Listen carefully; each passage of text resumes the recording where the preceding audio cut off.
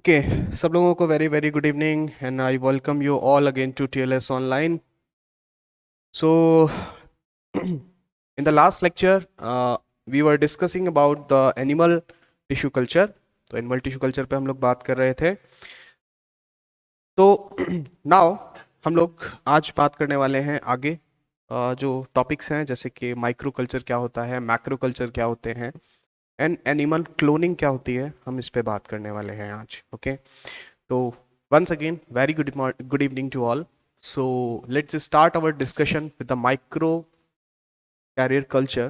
Yeah, make it easy. Very good evening. तो micro culture क्या है? सबसे पहले समझने से पहले हम ये समझते हैं कि माइक्रो सेल कल्चर या मैक्रो सेल कल्चर करने की नीड क्या पड़ी. एक्चुअली में हमने जैसा कि पढ़ा था लास्ट लेक्चर में, मैंने बताया था कि जब हमने एडहेरेंट सेल और नॉन एडहेरेंट सेल के बारे में पढ़ा था तो हमने ये बताया था कि जैसे कि फाइब्रोब्लास्ट सेल हैं, एपिथेलियल सेल्स हैं, तो दे नीड सरफेस, उन्हें सरफेस की ज़रूरत है तब वो ग्रो कर पाएंगे, है ना. ऐसा ही पढ़ा था हमने. जिन लोगों ने नहीं देखा हो वो लास्ट लेक्चर देख लेना, सबको पता चल जाएगा, है ना, कि एडहेरेंट सेल क्या होती है, नॉन एडहेरेंट सेल क्या होती है. एडहेरेंट सेल फिर भी एक बेसिक आइडिया की अगर हम बात करें कि एडहेरेंट सेल वो सेल होती हैं जैसे कि एपिथेलियल सेल होती है, फाइब्रोब्लास्ट सेल्स हैं, तो उन सेल्स को क्या है, सरफेस की जरूरत है इन ऑर्डर टू ग्रोथ. ठीक है, तो उनकी सरफेस पे डिपेंडेंसी है तब वो ग्रो कर सकती हैं, वरना वो ग्रो नहीं कर सकती. अब जो सेल्स जो हैं, जो सरफेस चाहिए, जिनको मैंडेटरी है कि भाई हमें सरफेस चाहिए तभी हम ग्रो कर सकते हैं, नहीं ग्रो कर सकते, तो इस तरीके की सेल्स को हम सस्पेंशन कल्चर नहीं कर सकते थे, है ना. क्योंकि अब सस्पेंशन कल्चर जो है उसमें तो हम लोग क्या यूज कर रहे हैं, हम जैसे अगर सस्पेंशन कल्चर की अगर हम बात करें तो उसके अंदर हम लोग क्या यूज कर रहे हैं, बायोरिएक्टर यूज करेंगे, है ना. तो बायोरिएक्टर में क्या होगा, लिक्विड मीडियम होगा. अगर सस्पेंशन कल्चर होगा तो जैसे CSTR की अगर हम बात करते हैं तो इसमें क्या होता है, लिक्विड मीडियम होता है. तो इसमें CSTR में जैसे कंटिन्यूस स्टिर टैंक रिएक्टर होता है, तो अगर हम इंडस्ट्रियल लेवल पे अगर कोई इकोनॉमिकली इंपॉर्टेंट या मेडिसिनल ड्रग कोई भी प्रोड्यूस करना चाहते हैं और लेट्स से कि वो एडहेरेंट सेल से ही प्रोड्यूस हो सकती है, तो इस तरीके की सेल्स को कल्चर किस तरीके से किया जाए, क्योंकि इन्हें तो सरफेस की जरूरत है. तो इसका आंसर आता है माइक्रो कैरियर कल्चर से. अब माइक्रो कैरियर्स क्या होती हैं? माइक्रो कैरियर कल्चर हो चाहे मैक्रो कैरियर कल्चर हो, दोनों ही एडहेरेंट सेल को सरफेस प्रोवाइड करते हैं, जिसकी वजह से क्या होता है, हम अपनी सरफेस डिपेंडेंट यानी कि एनकरेज डिपेंडेंट सेल्स जो होती हैं उनको CSTR में यूज कर सकते हैं, है ना. किस तरीके से समझते हैं, जैसे देखो क्या लिखा हुआ है.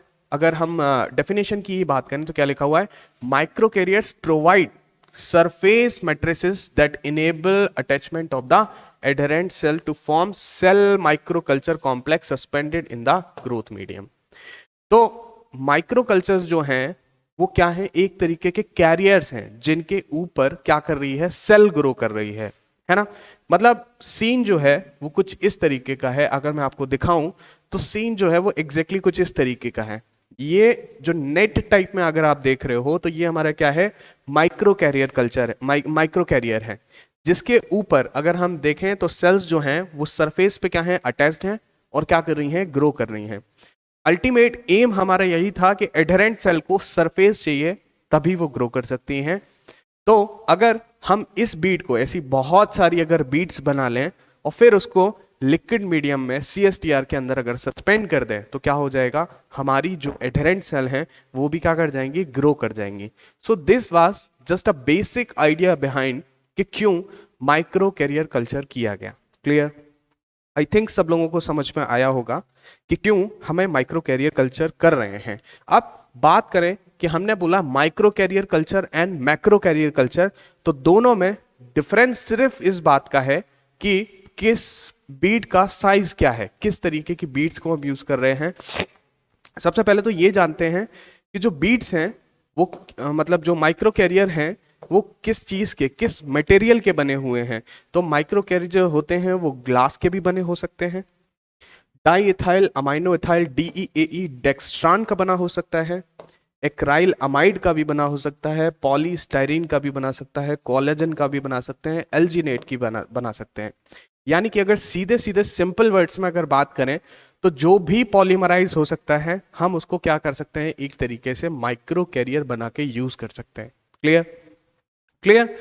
माइक्रो कैरियर कल्चर की अगर हम बात करें तो इसको माइक्रो कैरियर इसलिए बोला क्योंकि जो साइज है वो क्या है, 125 टू 250 माइक्रोमीटर का स्फीयर है। यानी कि ये जो स्फीयर मैंने दिखाया था कैरियर का, तो ये जो नेटवर्क तुम्हें जो कैरियर दिखाई दे रहा है, माइक्रो कैरियर के केस में इसका साइज जो है वो 125 टू 250 माइक्रोमीटर का है। बस इस वजह से इसका नाम माइक्रो कैरियर है। Depending on to the cell कि हम किस तरीके की सेल को कल्चर करना चाहते हैं। जैसे कि हर सेल की अपनी एक ऑक्सीजन अपटेक कैपेसिटी होगी, हर सेल की अपनी एक ग्लूकोज रिक्वायरमेंट की कैपेसिटी हर सेल की अलग अलग होगी। तो depending on to the specific type of cell कि हम किस तरीके की सेल को कल्चर करना चाहते हैं, हम उसी तरीके का कैरियर भी यूज करेंगे। क्लियर। अगर मैक्रो कैरियर की अगर बात करें तो ये भी क्या है, एडहेरेंट है, एक तरीके से सपोर्ट मैट्रिक्स है। किसके लिए? एडहेरेंट सेल के लिए। सेम, मगर यहाँ पे जो साइज है, जैसे कि हम यहाँ पे बात करें तो यहाँ पे 125 से 250 माइक्रोमीटर का ही स्पीयर जो है वो यूज किया है हमने। मैक्रो कैरियर में इससे 250 माइक्रोमीटर से बड़ा यानी कि ग्रेटर देन स्फीयर जो होना चाहिए वो कैरियर एज अ कैरियर हम यूज करते हैं। उसका साइज जो है वो 300 टू 400 माइक्रोमीटर हो सकता है ना। अब एडवांटेजेस क्या है इसके, तो अगर हम देखें तो अगर हम किसी भी सेल को, जैसे कि हमने बायो प्रोसेस में बात करें, तो हम किसी भी सेल को सस्पेंडेड मीडियम में क्यों कल्चर कर रहे हैं, उसका रीजन है ताकि जो सरफेस एरिया है सेल को वो ज्यादा मिले। अगर सरफेस एरिया ज्यादा होगा तो एफिशिएंट ऑक्सीजनेशन, यानी कि ये अगर लिक्विड मीडियम के अंदर अगर सस्पेंड होके अगर ग्रो करेगी तो उस केस में इसको ऑक्सीजन अच्छी मिलेगी, इसकी न्यूट्रिएंट एक्सचेंज भी अच्छा होगा और high yield of bio product भी होगा। यानी कि अगर प्रोडक्ट की जो बायो यील्ड की अगर बात करें तो सेल ग्रोथ भी क्या होगी, अच्छी होगी। या अगर आपने कोई वैक्सीन डेवलप करना चाहते हैं या कोई ड्रग डेवलप करना चाहते हैं तो उसका भी प्रोडक्शन अच्छा होता है इन case of suspension culture. Clear. I think मेरी बात समझ में सब लोगों को आ रही होगी, है ना। आई थिंक मेरी बात सबको क्लियर हो रही होगी, समझ में आ रही होगी। तो that's how we are doing the micro culture and macro culture. तो याद रखेंगे क्या कि भाई यहां पर जो मटेरियल है, किस तरीके का मटेरियल जो है वो यूज किया जा रहा है ना।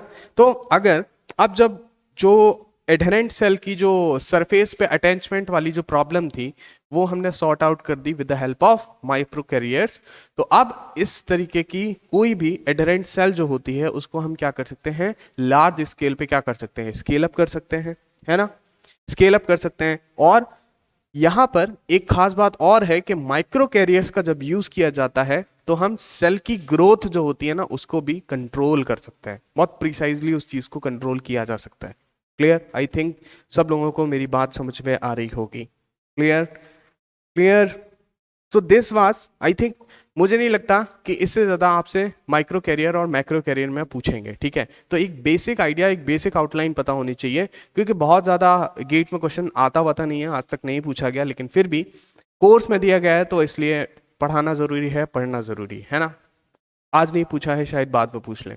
Now coming on to our next part, that is animal clone. एक बार ये डायग्राम है, जैसे अगर यहाँ इस डायग्राम से भी हम समझें तो देखो ध्यान से, 3 तरीके की बीट्स होती हैं, माइक्रो कैरियर्स होते हैं। Microporous micro carrier, macroporous micro carrier. I think सब लोगों को दिख रहा होगा, जरा मैं थोड़ा सा एनलार्ज कर देता हूं।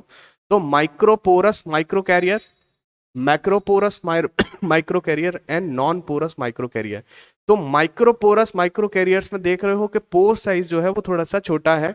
भाई मैक्रोपोरस में देखो कि ये जो देखो कैरियर है उसके अंदर पोर साइज जो है वो बड़ी बड़ी हैं। तो इसी वजह से तो जब हम कल्चर करते हैं तो देखो, this is how the cells grow in a microporous micro carrier and this is what the cells grow in the macroporous micro career.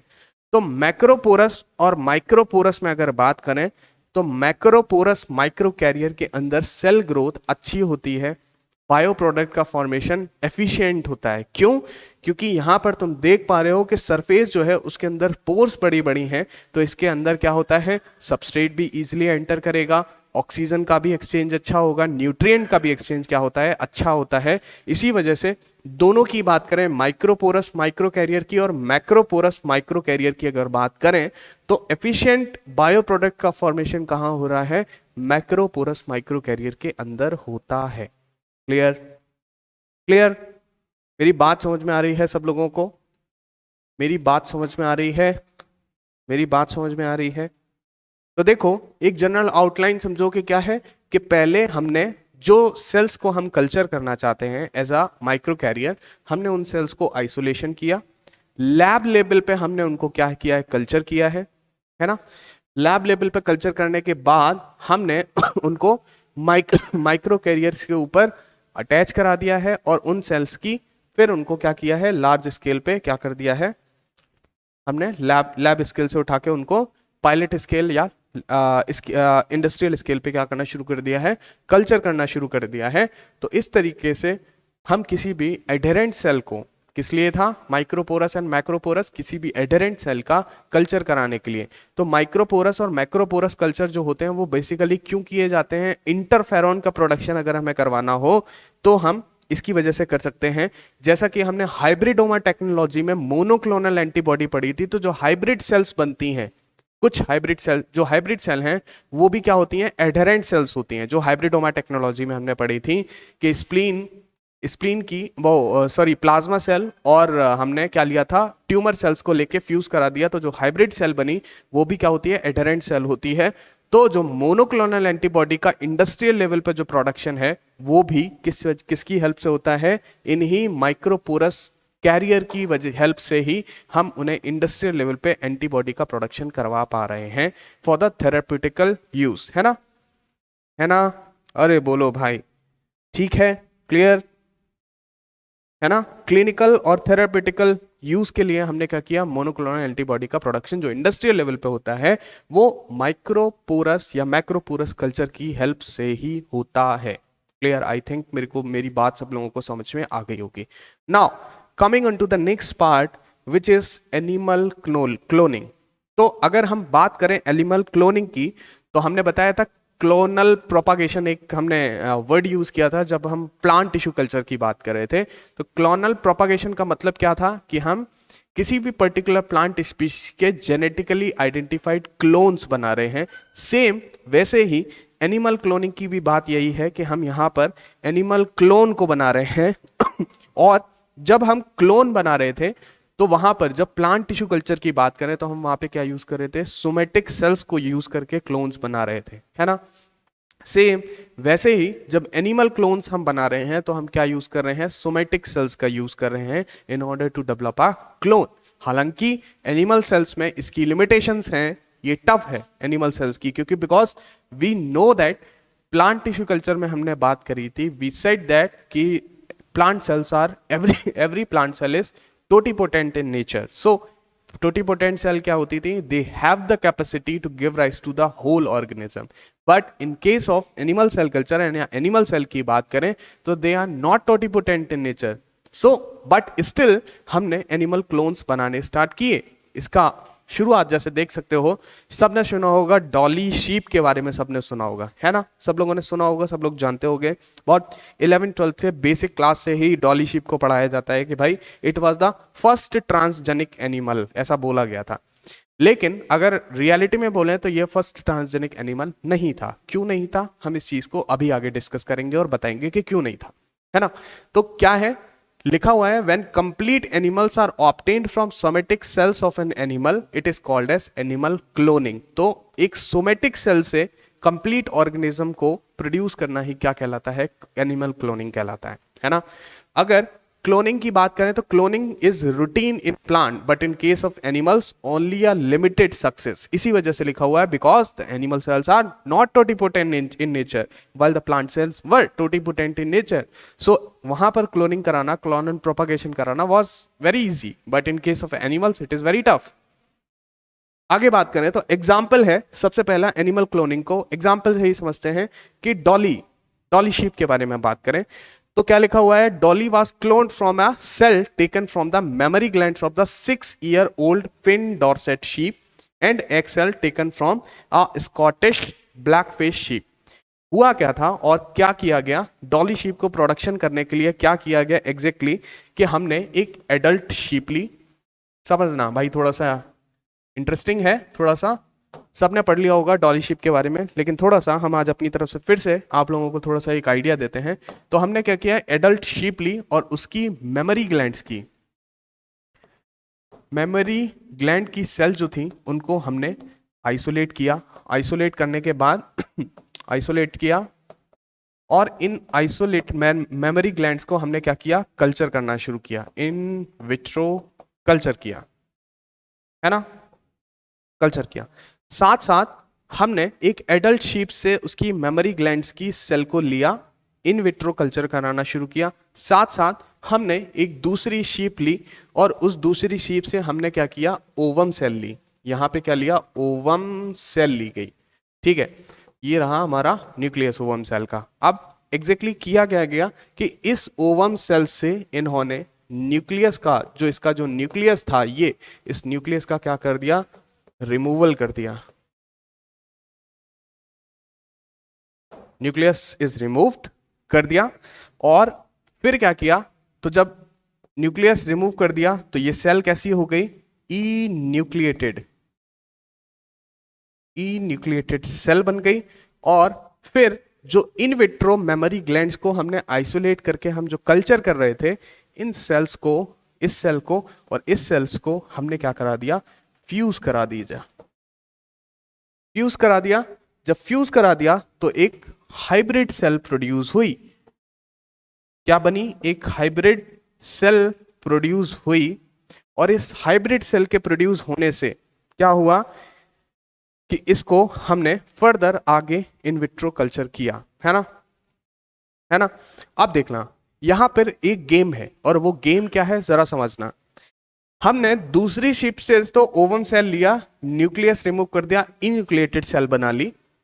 Mammary glands जो एडल्ट शिप थी जिससे हमने मेमोरी ग्लैंड की सेल को आइसोलेट किया, in vitro culture किया। तो जब कल्चरिंग करा रहे होते हैं तो इन मेमोरी ग्लैंड की सेल को क्या कर दिया जाता है, इंड्यूस कराया जाता है, induced to become in G nought phase और क्यूसेंट स्टेज, है ना। G nought phase of the cell cycle is also called as quiescent stage of the cell cycle. So जो ये सेल्स थी जो एक्टिवली डिवाइडिंग सेल थी, divide कर रही थी हमारे इन विट्रो कल्चर में, हमने इन सेल को इस तरीके से इंड्यूस किया था। जब डॉली शिप का प्रोडक्शन किया गया तो इन मेमोरी ग्लैंड्स की सेल को कल्चर करने के बाद इनको इंड्यूस किया गया ताकि ये जी नॉट फेज में चली जाए, यानी कि अब ये सेल्स जो हैं वो डिवाइड ना करें, है ना, है ना। जी नॉट फेज में हमने पहुंचा दिया। और उसके बाद जब ये जी नॉट फेज में पहुंच गई तो इन सेल को और इस इन्यूक्लिएटेड सेल को हमने क्या कर दिया, फ्यूज करा दिया कि with the help of electroporation method की वजह से, है ना। इलेक्ट्रोपोरेशन यानी कि इलेक्ट्रिक शॉक दे दिया दोनों को, तो क्या कर गई, दोनों सेल्स फ्यूज हो गई और एक हाइब्रिड सेल प्रोड्यूस हुई। और इस हाइब्रिड सेल को हमने कहा, पहले तो हमने कल्चर किया। बनने वाली जो हाइब्रिड सेल बनी, ये ध्यान से देखना और समझना सब लोग कि बनने वाली जो हाइब्रिड सेल बनी, लेट्स से कि ये हाइब्रिड सेल है, कलर चेंज कर देते हैं इसका, है ना, न्यूक्लियस का, ताकि लगे, है ना। तो ये जो हाइब्रिड सेल बनी, इसको पहले क्या किया हमने, कुछ टाइम तक इन विट्रो कल्चर किया।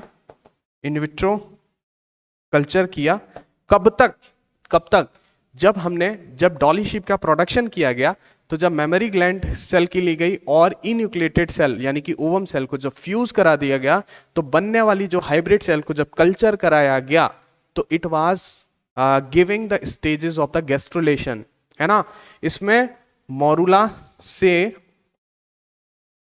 ब्लास्टुला स्टेज तक हमने क्या किया, देखी गई, और इन मोरुला से ब्लास्टुला स्टेज तक हमने इसको इन विट्रो कल्चर किया। और उसके बाद इस पर्टिकुलर जो ये स्टेज बनी गैस्ट्रुलेशन वाली स्टेज के बाद हमने इसको क्या कर दिया, सरोगेट मदर में क्या कर दिया, ट्रांसफर कर दिया। सरोगेट मदर में इसको ट्रांसफर कर दिया यूट्रस में, ताकि अब ये फाइनली क्या कर पाए, मतलब क्या क्या हो पाए, गैस्ट्रुलेशन पूरी तरीके से अपना कंप्लीट कर पाए, है ना। तो सरोगेट मदर के अंदर जब ट्रांसफर कर दिया गया तो बनने वाला ऑर्गेनिज्म, जो वैसे अगर बोलें तो ये प्रोसेस जो है वो 277 सेल्स वर फ्यूज्ड, 277 सेल्स को फ्यूज कराया गया था सबसे पहले जब डॉली शीप का प्रोडक्शन कराया गया। तो 270 सेल्स को हमने क्या कराया, फ्यूज कराया। Out of which this 277 only 29 cells reached morula stage, जिन्होंने गैस्ट्रुलेशन शो किया, बाकी की सेल ने कुछ भी शो नहीं किया, है ना। और मतलब अगर बोलें तो 29 सेल्स जो है वो मोरुला स्टेज तक पहुंची, ठीक है। और 13, और जब इन मोरुला स्टेज के बाद जब हमने इनको सरोगेट मदर के अंदर जब ट्रांसफर किया तो ओनली 13 शीप्स, जो सरोगेट मदर थी वो भी शीप ही थी, क्योंकि भाई ऑर्गेनिज्म तो हमने क्या प्रोड्यूस करना है, शीप प्रोड्यूस करनी है ना। तो 13 sheeps were 13 sheep shown pregnancy. केवल 277 सेल्स फ्यूज करी गई थी, out of which 29 cells morula stage में पहुंची। और केवल जब हमने मोरुला स्टेज को सरोगेट मदर के अंदर ट्रांसफर किया तो केवल 13 शीप्स ने प्रेगनेंसी शो करी। और लास्ट में जब प्रेगनेंसी होने के बाद, जब गैस्ट्रुलेशन होने के बाद, गेस्टेशन पीरियड होने के बाद, जब फाइनली ऑर्गेनिज्म जब पैदा हुआ, जब पार्चुरेट हुआ, डिलीवर हुआ, तो ओनली 1 लाइव ऑर्गेनिज्म, केवल एक जिंदा मिला, बस बाकी सारे के सारे मर गए। तो सोचो कि कितना ही मतलब इस एनिमल क्लोनिंग की सक्सेस होने की परसेंट जो है वो बहुत ही बहुत ही बहुत ही ना के बराबर है ना। क्लियर क्लियर है ना। तो अब अगर हम डॉली शीप की बात करें तो जैसा कि मैंने बोला कि Dolly sheep was not the first transgenic animal बोला जाता है, बट एग्जैक्टली अगर हम बोलें वो एक सेंस में बोला जाता है कि why the Dolly sheep is very very important and why the Dolly sheep is no considered as the first transgenic animal. The reason is कि अगर हम बात करें तो पहले बहुत सारी, इससे भी डॉली शीप से पहले भी कुछ शीप जो थी वो प्रोड्यूस करी गई थी, जिनके क्लोन प्रोड्यूस किए गए थे। उनका नाम था, उन शीप्स का नाम था मेगन एंड मोरैग। ये सबसे पहले ट्रांसजेनिक एनिमल थे, किससे पहले, हमारी डॉली शीप से भी पहले। और इनको कैम्ब्रिज यूके में प्रोड्यूस किया गया था 1984 में। But why the Dolly sheep is very very important, हम क्यों डॉली शीप का नाम बार बार ले रहे हैं और क्यों उसको हमने फर्स्ट ट्रांसजेनिक एनिमल बोला, तो उसका रीजन ये है कि अगर हम मेगन एंड मोरैग जो पहली शीप्स जो प्रोड्यूस की गई एनिमल क्लोनिंग से, तो वो जो ये दोनों शीप प्रोड्यूस करी गई थी 1984 में, इनको हमने एम्ब्रियोनिक सेल से प्रोड्यूस किया था। इस वजह से they were the considered as the first transgenic animal. लेकिन why the dolly sheep is considered as the first transgenic animal? Because क्योंकि डॉली शीप जो थी, जो डॉली शीप थी उसकी इमेज जो है वो यहाँ पे आप देख सकते हो। ये जो लैम दिखाई, जो छोटी वाली शीप दिखाई दे रही है, ये एग्जैक्टली में डॉली शीप है। और ये जो ब्लैक कलर के माउथ वाली जो शीप है, ये कौन है, इसकी सरोगेट मदर थी, जिसके अंदर हमने जिससे हमने इसको फाइनली, जिसने इसको डिलीवर किया था, है ना। तो डॉली शीप जो थी ये एम्ब्रियोनिक सेल से ना बना के एडल्ट सेल का यूज किया गया था इसमें। इसलिए पहली बार किसी साइंटिस्ट ने एडल्ट सेल का यूज करके एक क्लोन डेवलप किया था। That's why we say that Dolly sheep was the first transgenic animal in sense of first and adult cell का यूज करके क्लोन प्रोड्यूस किया गया था। लेकिन ऐसा नहीं है। अगर फर्स्ट ट्रांसजेनिक एनिमल की बात करें तो देवर मैगन and मोराग, they were also sheep that were developed from the embryonic cells. Okay, this is the clear cut difference between why the dolly is considered as the first transgenic animal and where the Megan and Morag is considered as the first transgenic animal, because they were produced from the embryonic cell and dolly was the first sheep that were developed from the adult cell. है ना, clear? आई think सब लोगों को मेरी बात समझ में आ गई होगी। आई थिंक मेरी बात समझ में आ गई होगी सब लोगों को। अच्छा, देखते हैं, आगे बढ़ते हैं, जरा आगे देखना। डॉली शीप को क्यों ट्रांसजेनिक एनिमल बोला गया, तो उसका भी क्लियर कट डिफरेंस समझ में आया। डिफरेंस ये था कि हमने अगर बात करें तो हमने मेमोरी ग्लैंड से की जो सेल्स ली थी वो हमने किस शीप से ली थी? Memory gland of a 6 year old Finn Dorset sheep. हमने इसकी एडल्ट सेल ली, यानी कि डॉर्सेट शीप का हमने क्या लिया था? मेमोरी ग्लैंड की सेल्स ली थी, एडल्ट सेल ली। और एग सेल हमने किसकी ली? Black face, Scottish black face sheep. तो ये देखो, ये जो शीप दिख रही है इसका फेस जो है ये क्या है? ब्लैक है। That's why it is called as Scottish black face sheep, है ना। तो उसके बाद हमने क्या किया? दोनों को फ्यूज करा दिया और सरोगेट मदर जो थी वो ये ब्लैक फेस वाली ही फिश शीप जो थी, ये हमारी क्या थी? सरोगेट मदर थी।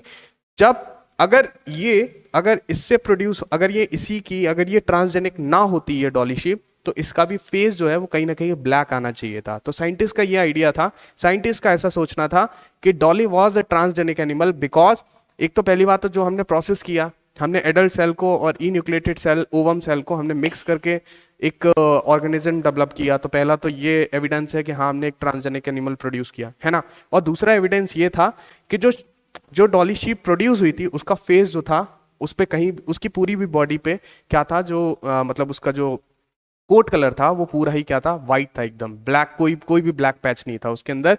तो दिस वाज आल्सो एविडेंट कि Dolly sheep was a transgenic animal. Okay, now coming on to the next part, अगर हम बात करें तो देखना, ध्यान से समझना। इट हैज बीन सजेस्टेड, पढ़ना जरा, कि क्यों ऐसा हुआ और किस तरीके से, क्यों हमने जी नॉट फेज जो था, जैसा कि हमने बोला कि हमने मेमोरी ग्लैंड्स की सेल्स को इंड्यूस करा के जी नॉट फेज में भेजा, तो उससे फायदा क्या हुआ? क्यों कर रहे हैं भाई ऐसा? क्यों जी नॉट फेज में पहुंचाया हमने? तो जरा पढ़ो लाइंस, क्या लिखा हुआ है। It has been suggested that inducing the differentiated nucleus of donor cells to enter G0 phase causes such change in chromatin structure thus facilitates reprogramming of the gene expression।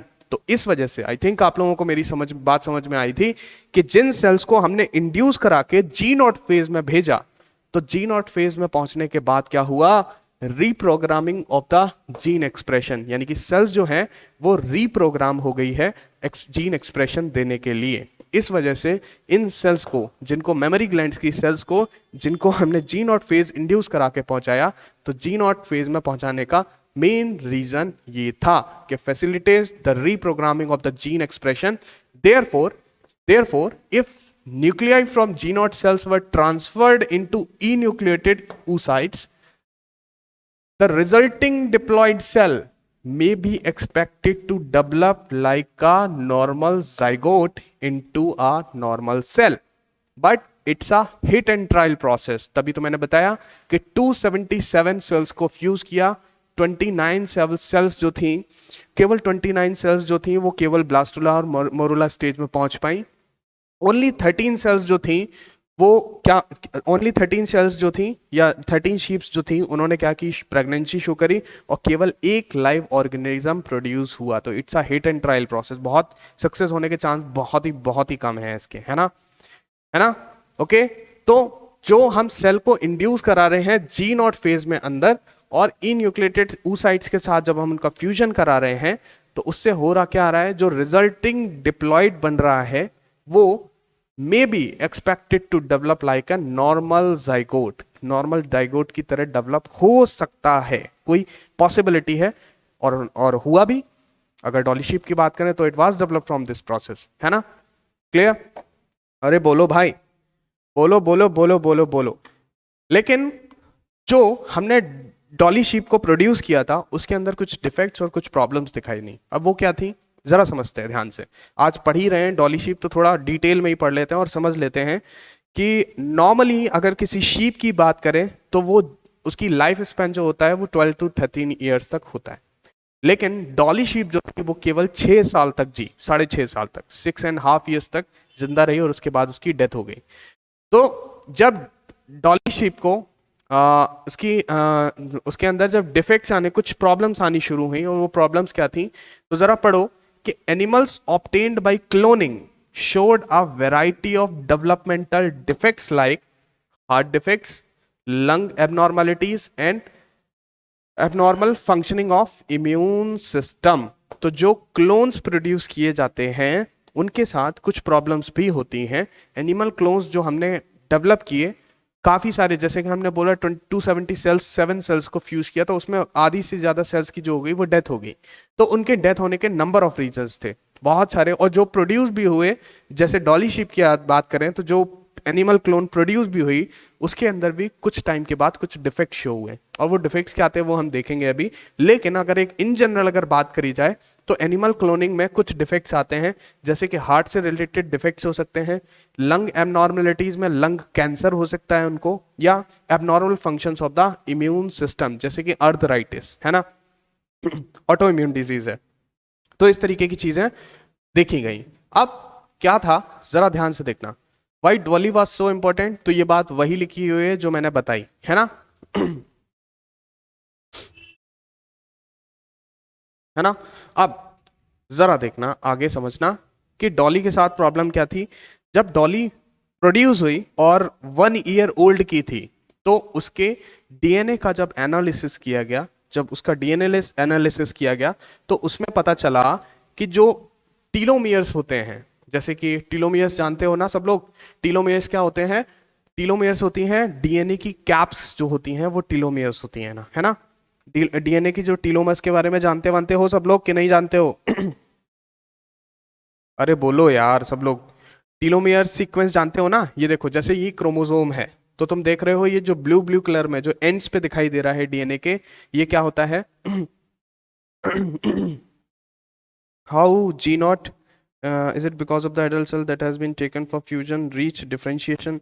बिल्कुल बिल्कुल हो सकता है, बिल्कुल हो सकता है। I don't know because I was not the researcher, मैंने नहीं किया एक्सपेरिमेंट तो हाउ मतलब हाउ जी not how the cells entered G0 and again regained normal cell division.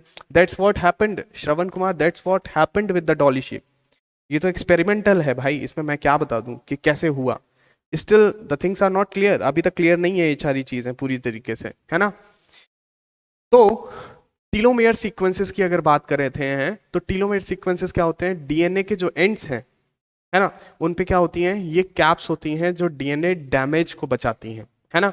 और जिस तरीके से एज बढ़ती जाती है ऑर्गेनिज्म की, ये टीलोमियर कैप्स जो होती हैं वो शॉर्टन हो जाती हैं, और शॉर्टन होने की वजह से क्या होता है कि डीएनए डैमेज होना शुरू हो जाता है। इसी वजह से सेल की डेथ होनी शुरू हो जाती है, और अदर अदर तरीके के मेल फंक्शंस और डिजीजेस कॉज होती हैं ऑर्गेनिज्म में एज के साथ, है ना।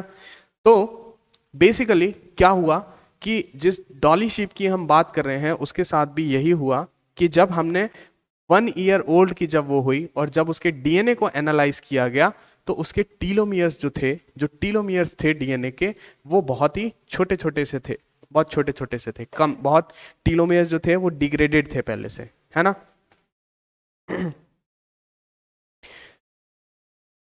है ना। अरे बोलो भाई। तो डॉली के जो टीलोमियर्स थे वो बहुत शॉर्ट थे, तो इससे ये पता लगाया गया, मतलब ये सोचा गया कि हमने एडल्ट सेल ली थी, है ना, एडल्ट सेल का सेल ली थी, और फिर उसको इन्यूक्लिएटेड सेल के साथ जब फ्यूजन कराया था, तो डॉली जो प्रोड्यूस हुई थी उसके टीलोमियर्स जो थे वो बहुत शॉर्ट थे, बहुत छोटे छोटे से थे। तो इसका रीजन ये लगाया गया, पता लगाया गया कि हमने एक एडल्ट सेल ली थी जिसके अंदर टीलोमियर जो थे वो क्या नहीं हुए, वापस से प्रोड्यूस नहीं हुए, है ना, है ना। और डॉली की ही एज की, जो शीप के साथ जब जो डॉली की एज थी और उसके कंपैरिजन में एक नॉर्मल शीप को जब दोनों को कंपेयर कराया गया, तो दोनों की 1 साल की हमने डॉली के डीएनए का एनालिसिस किया, और एक दूसरी नॉर्मल शीप जो नॉर्मल प्रोसेस से प्रोड्यूस हुई थी, उस शीप का जब डीएनए को कंपैरिजन किया गया, तो डॉली शीप का टीलोमियर जो था वो शॉर्टन निकला और नॉर्मल शीप वाली का टीलोमियर एकदम सही निकला। तो दिस शोन दैट कि हमने जो क्लोन प्रोड्यूस किया था उसमें हमने एडल्ट सेल का जो यूज किया है, तो उस एडल्ट सेल्स में जो टीलोमियर्स जो थे वो रीप्रोग्राम नहीं हुए हैं, ठीक है ना। ओके भाई। तो इस वजह से जो डॉली थी वो अपनी एज से अगर जो 1 साल हमने एस्टिमेट करी थी उससे भी ज्यादा क्या थी, ओल्ड थी, क्योंकि उसके टीलोमियर शॉर्टन थे, है ना। और टीलोमियर शॉर्टन होना क्या दिखाता है, एज को शो करता है ना। अरे बोलो भाई, बोलो भाई। तो क्या लिखा हुआ है, देखो ध्यान से, this knowledge changed that what scientists thought was possible and opened up a lot of possibilities in biology and medicine, including the development personalized stem cells known as iPS cells। यानी कि हमने साइंटिस्ट की सोच को change किया, इस चीज ने, इस क्लोनिंग ने, इस डॉली शीप ने, कि भाई हम ह्यूमन सेल्स को, एनिमल सेल्स को भी क्या कर सकते हैं, रीप्रोग्राम कर सकते हैं, री इंड्यूस कर सकते हैं, ताकि वो वापस से किसमें, एम्ब्रियो में कन्वर्ट हो जाए। आखिर में है तो वो भी क्या है, वो आखिर में है तो वो भी क्या है, सोमेटिक सेल जो है, आखिर में उसके अंदर भी तो पूरी जीन्स प्रेजेंट है, सारी जीन्स जैसे प्लांट में प्रेजेंट है वैसे ही सेम उस सेल में भी तो पूरी तरीके से सारी जीन्स प्रेजेंट है ना।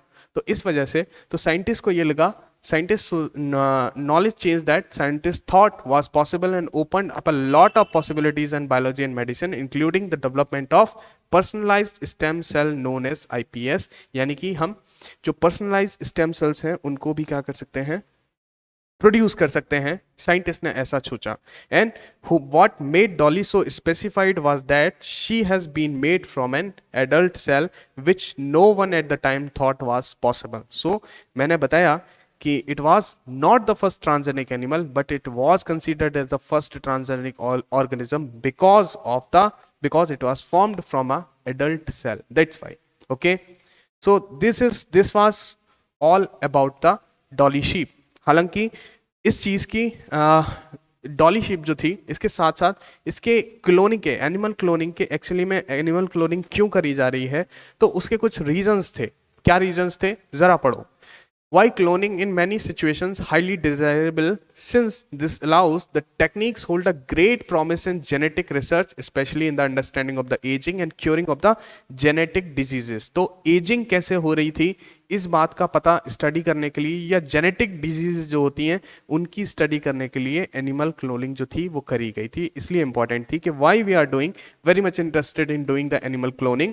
The techniques can be used to multiply endangered wild species। तो जो endangered wild species हैं उनको, अगर ये एनिमल क्लोनिंग वाली टेक्निक, साइंटिस्ट ने सोचा कि अगर ये एनिमल क्लोनिंग वाली टेक्निक्स अगर सक्सेसफुल हो जाए तो हम किसी भी स्पीशीज को एक्सटिंक्ट नहीं होने देंगे, फिर हम उनको क्या कर लेंगे, मल्टीप्लाई कर देंगे with the help of animal cloning. So that's why the animal cloning was also important, है ना।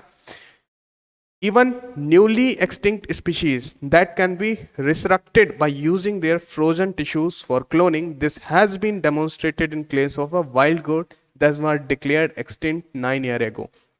तो बहुत सारी ऐसी न्यूली एक्सटिंक्ट स्पीशीज भी हैं जिनको हमने क्लोन करके वापस से क्या कर दिया, रिप्रोड्यूस कर लिया और उनको एक्सटिंक्ट नहीं होने दिया।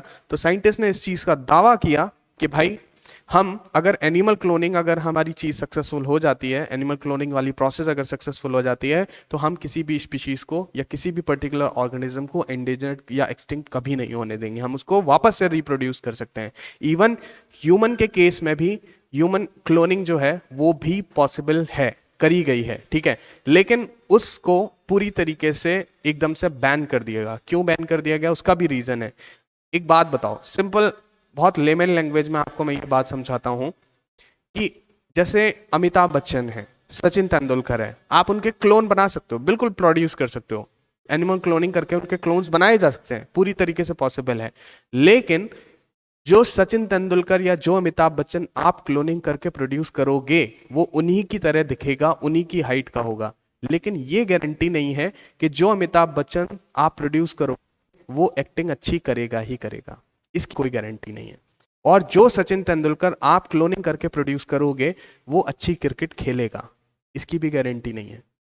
सो दीज आर द लिमिटेशंस कि why we are not producing a human clone. क्योंकि अगर आप ह्यूमन क्लोनिंग करते हो या ह्यूमन क्लोन बना भी लेते हो किसी पर्टिकुलर, जैसे सचिन तेंदुलकर का है, आपने क्लोन प्रोड्यूस कर दिया, बिकॉज ये गारंटी नहीं है कि प्रोड्यूस होने वाला क्लोन सचिन तेंदुलकर जो होगा वो दिखेगा उसी के जैसा ही, उसी के जैसे बाल होंगे, सब कुछ उस जैसा होगा, लेकिन इस बात की गारंटी नहीं है कि वो अच्छी क्रिकेट खेलेगा ही, ठीक है। Because cricket is a acquired character, not a genetic character. While Amitabh Bachchan अच्छी एक्टिंग करते हैं, अच्छे एक्टर हैं, it's a acquired character, not a genetic character, है ना. आप जेनेटिकली तो सिमिलर बना सकते हो, लेकिन एक्वायर्ड कैरेक्टर तो नहीं ला सकते ना, वो तो प्रैक्टिस से आता है भाई.